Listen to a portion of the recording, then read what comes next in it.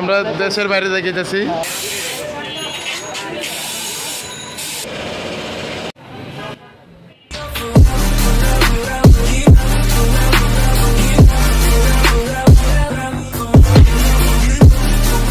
What's up guys, it's me Obas7 and welcome to my official YouTube channel. তো guys, after long time চলে আসলাম আপনাদের মাঝে and আপনাদের কি অবস্থা সবার?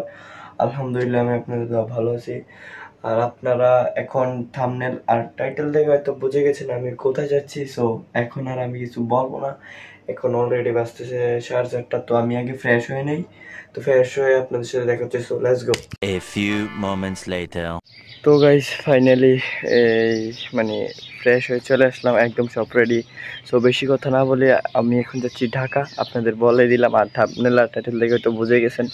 সো বেশি কথা না বলে আমার প্রায় লেট হয়ে যাচ্ছে, সাইকেল দিয়ে যাব জাঙ্গালিয়া পর্যন্ত। সো বেশি কথা না বলে রওনা দিয়ে দিই আল্লাহর নামে। সো সবাই আমার সাইকেলটাকে একটু দেখে নিন একটু পরে, মানে শেষ দেখে আর কি। সাইকেলটা মানে ফ্রেম রেডি থাকবে আর সব চেঞ্জ। সো এটা যেতে যেতে সব বলবো কীভাবে কি। So let's go.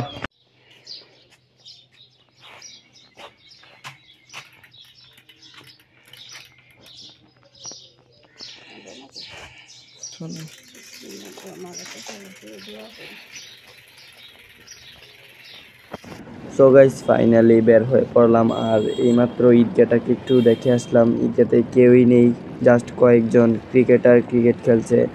সো সবাই তো সাইকেলটাকে দেখেই নিলেন। আর আমি পার্স সব কিছু নিয়ে একটু চালাইতে কষ্টই হইতেছে। আবার যদিও এক হাতে ধরছি ক্যামেরা, আরেক বাম হাতে রয়েছে রিম, মানে হ্যান্ডেলে রাখছি আর কি রিমটা। আর পিছে তো এক ব্যাগ আছেই আমার, মানে পিছে তো এক ব্যাগ পার্স আছেই। সো গাইস ব্লগটা দেখেন অ্যান্ড এনজয় করেন। আমারও প্রায় সময় কম, মানে বাস স্টেশন যেতে। আর শুধু ট্রেন বলতেছি কারণ অনেকবার ট্রেন স্টেশনেও গেছি। মানে এই মানে কীভাবে যাব এটার জন্য মনে করছিলাম ফার্স্টে ট্রেন দিয়ে যাব, তো ট্রেন দিয়ে যাওয়া হয় নাই, বাস দিয়ে যাওয়া হচ্ছে। সো বাসেই তাড়াতাড়ি যাওয়া যায়, বাসে সময় কম লাগে, একটু টাকা বেশি। আর ট্রেনে টাকা কম, সময় বেশি আর কি। তো ট্রেনে 6:14 থেকে আমাকে 11:50, মানে এই টাইমে আমি ট্রেনে থাকবো আর কি। মানে ট্রেনে 6:14 থেকে উঠলে 11:50 আমার এই কমলাপুর নামবে। আর যেই জায়গায় আমি বাসেই যেতে পারবো এই 9টা 9:30 দিকে ওই জায়গায় পৌঁছে যাবো, তাই বাসেই রওনা দিয়ে দিলাম। তো সবাই ব্লগটা দেখেন অ্যান্ড এনজয় করেন। Let's go.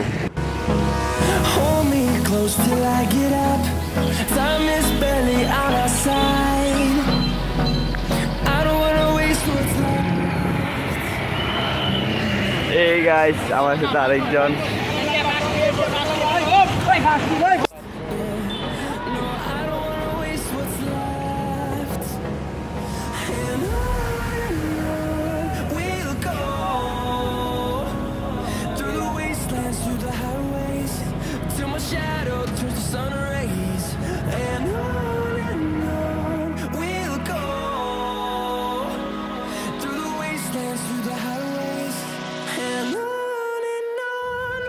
তো গাইস ফাইনালি টিকিট কেটে সাইকেল নিয়ে বসে পড়লাম।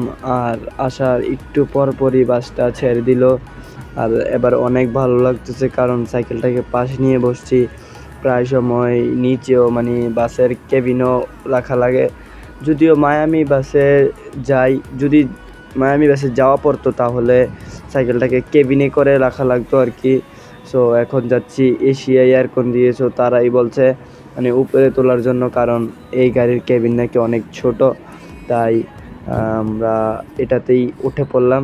সো এই আর কি। সব আপনারা ব্লগটা দেখেন অ্যান্ড এনজয় করেন।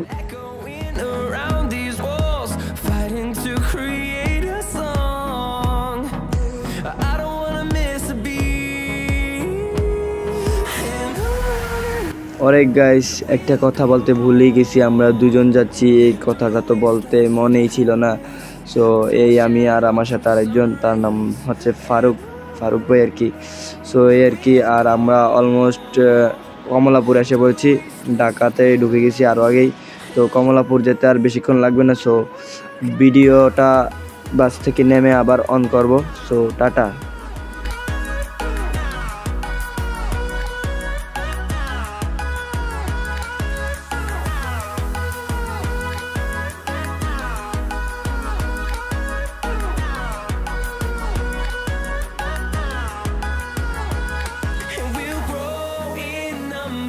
সো গাইস ফাইনালি কমলাপুর চলে আসলাম গাইস, আর সবাই শিখে নেন কীভাবে বাস থেকে সাইকেলটাকে বের করা হয়। সো আমি আরও কয়েকবার আসা যাওয়া করছি, তাই আমার মোটামুটি ধারণা আছে। আর গাইস এভাবে আনলে একটু কষ্ট হবে, আর কষ্ট হলেও ভালো, কারণ শখের সাইকেলে কোনো স্কেচ পড়ে না। আর যদি আপনি কেবিনে করে আনেন তাহলে সাইকেলটাকে চিনবেন কিনা সন্দেহ আছে, স্কেচ পরে অবস্থা খারাপ হয়ে যাবে। সো এখন আমরা রিক্সা নিয়ে আমরা ডিরেক্ট প্যাডেলিং গিয়ারে যাব। So tata.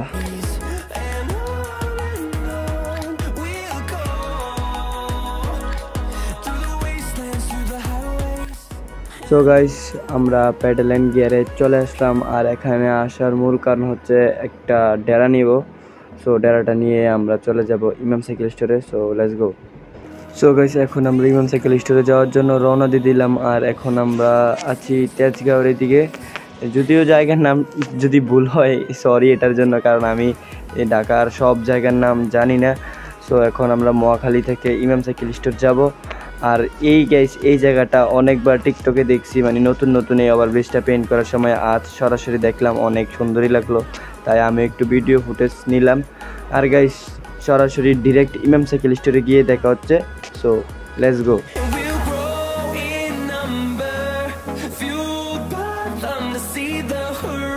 A few moments later.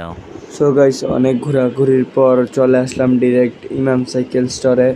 So আপনারা অনেকেই চিনেন, আর এই শপের ভিডিও সবসময় ইউটিউবে আপলোড দেওয়া হয়, আপনারা অনেকেই জানেন চিনেন।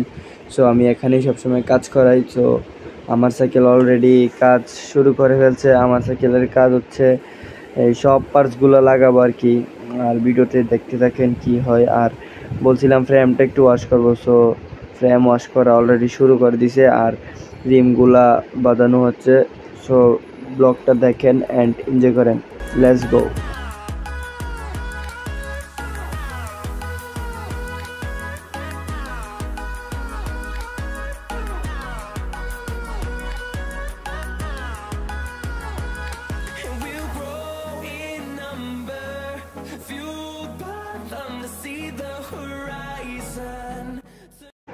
তো গাইস এখন আমি সাইকেলের আগের পার্টসগুলো একটু ওয়াশ করব। এটাকে হাওয়া বলে নাকি পাম্পার বলে সঠিক জানি না। সো এটা দিয়ে এখন একটু ওয়াশ করতেছি, এই আর কি।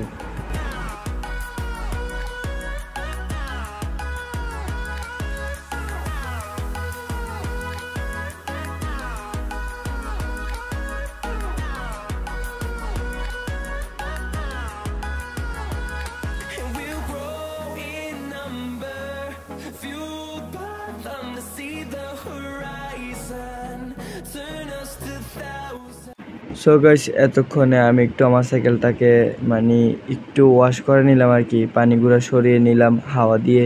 সো আমার সাইকেলের চাকা অলরেডি বাঁধানো হয়ে গেছে, আর একটু টাল আছে, ওইটা সাইকেলে লাগানোর পর সেরে ফেলবে। সো ভাই একটু বাইরে গেছে, সাজেদ ভাই, উনি আসলে আবার কাজ শুরু হবে আর কি। আর আমরা অন্যান্য কাজগুলো সেরে ফেলতেছি, আর যে প্রোডাক্ট লাগানোর বাকি আছে সবগুলা বাহির করতেছি। সো আপনারা ব্লগটা দেখেন অ্যান্ড এনজয় করেন। আর যারা সাইকেল বিল্ড করতে চান ইমাম সাইকেল স্টোরের সাথে যোগাযোগ করেন। আশা করি সব ধরনের পার্টসই আপনারা এই ইমাম সাইকেল স্টোরে পেয়ে যাবেন। ওদের ফেসবুক পেজের নাম ইমাম সাইকেল স্টোর। আপনাদের যার যে ধরনের প্রোডাক্ট লাগে ইমাম সাইকেল স্টোরের পেজের সাথে কন্ট্যাক্ট করেন, আশা করি সব ধরনের পার্টস পেয়ে যাবেন। সো গাইস যে একটা বিপদে পড়লাম এটা আপনাদেরকে বলতেছি আমি। আমার ক্রাঙ্কসেট হচ্ছে ডিউরের অ্যান্ড চেন কেস হচ্ছে শ্রামের। তো শ্রামের চেন কেসের ডিউরের ক্রাঙ্কের সাথে যায় না, মানে চেনটাই ক্রাঙ্কের টিতে বসে না আর কি। সো আমি এই দুইটা পার্টস নিয়েছিলাম সাইকেল সসবিডি থেকে। এখন ওদের সাথে কথা বললাম, তাদের সব নাকি সিদ্ধেশ্বরী, ঢাকা সিদ্ধেশ্বরী। এখন ওই দিকেই যাব, এই আর কি, কিছু করে নাই গাইস, কপাল খারাপ। তো এখন ওই দিকে যাই, দেখি কি হয় না হয়।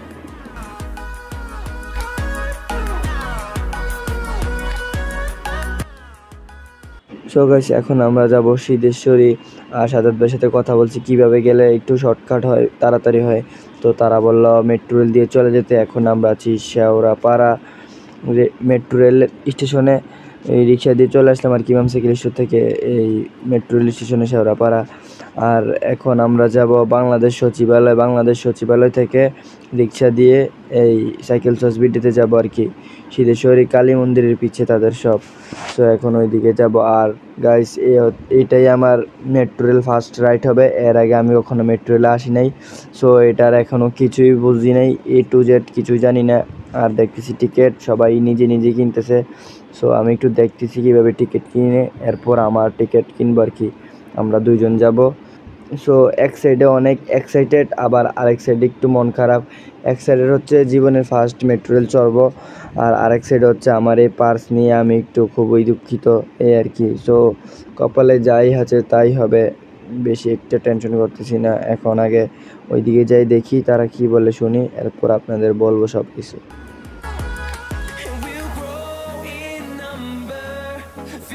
সো গাইস, এখন আমরা বাংলাদেশ সচিবালয় স্টেশন পর্যন্ত টিকিট কাটবো। বাংলাদেশ সচিবালয় স্টেশন এখান থেকে 50 টাকা ভাড়া, তো আমরা 100 টাকায় দুইটা নিব আর কি, দুজন আছি। সো আমরা টিকিট কেটে এরপর আপনাদের সাথে আবার কথা বলছি। So let's go.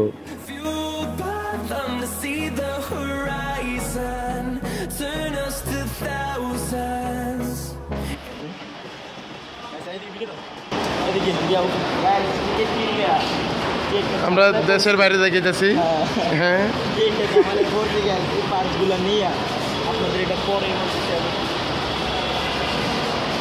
কোন দিকে আগে জানতে হবে তো? বাঘ আছে তো, বাঘ আছে। তিনতলা যেতে হবে, তিনতলা যেতে হবে ভাই, তিনতলা যেতে হবে। ও আমার দাও দূর।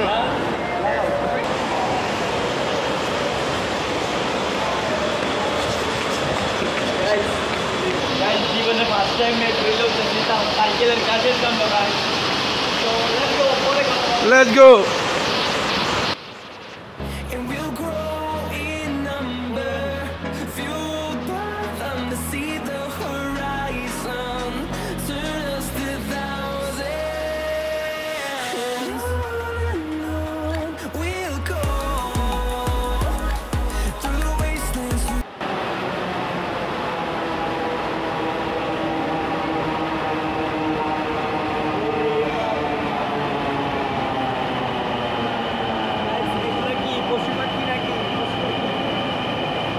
সো গাইস, এই মেট্রোটার পরে আমাদের মেট্রোটা চলে আসবে।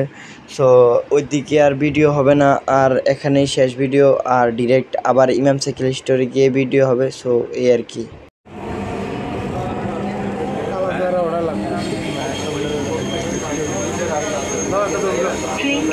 Two hours later. So guys, metro দিয়ে আবার ইমাম সাইকেল স্টোরে চলে আসলাম। আর আসার আধা ঘন্টা পর আমার সাইকেলের সব কাজ শেষ হয়ে যায়। আর এখন আর কোনো ভিডিও ফুটেজ নেই, বাসায় গিয়ে আবার দেখা হবে। So tata guys.